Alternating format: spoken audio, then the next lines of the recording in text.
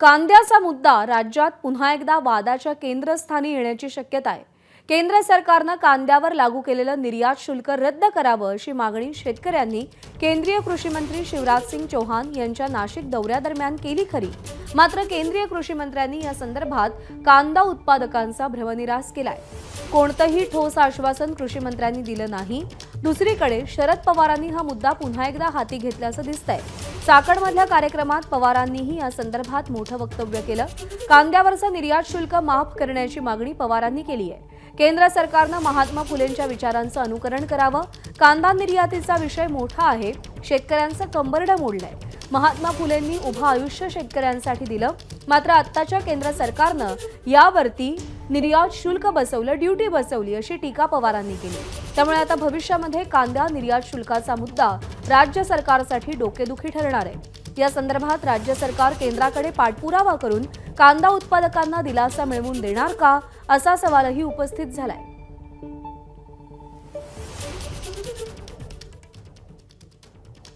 प्याज के एक्सपोर्ट से प्रतिबंध हटा और एक्सपोर्ट ड्यूटी 40% से घटा के 20% की है।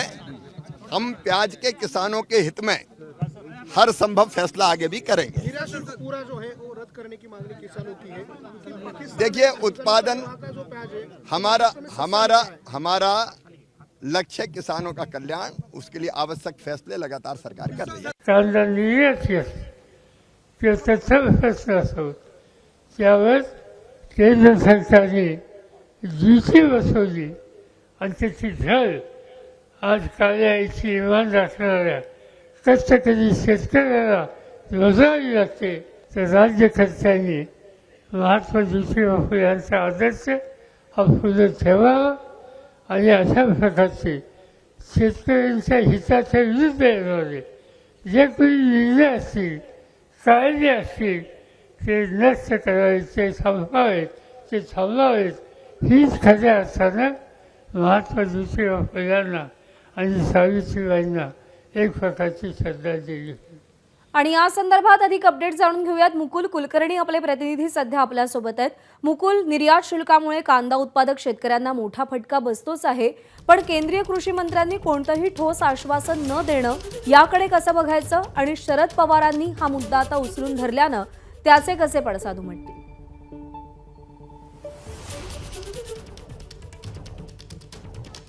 गेल्या 1.5 ते 2 महिन्यापासून कांद्याचे दर हे सातत्याने घसरत आहेत।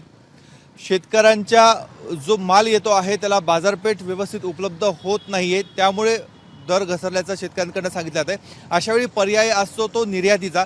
सध्या लाल कांदा आहे, लाल कांदा हा लवकर खराब होत असतो, त्यामुळे लवकरात लवकर त्याची विल्हेवाट लावणं हे क्रमप्राप्त असतं। अशावेळी 20% निर्यात शुल्क जे लावण्यात आलेलं आहे ते कमी करावं ही शेतकऱ्यांची मागणी आहे। बरं, ही मागणी राज्याचे उपमुख्यमंत्री अजित पवार असतील, शालेय शिक्षण मंत्री दादा भुसे असतील, छगन भुजबळ अशा अनेक नेत्यांनी ही केंद्र सरकारकडे मांडलेली आहे। काल योगायोग होता, राज्याचे कृषी मंत्री माणिकराव कोकाटे आणि केंद्राचे कृषी मंत्री शिवराज सिंग चौहान हे दोघंही नाशिकमध्ये एकाच कार्यक्रमामध्ये होते।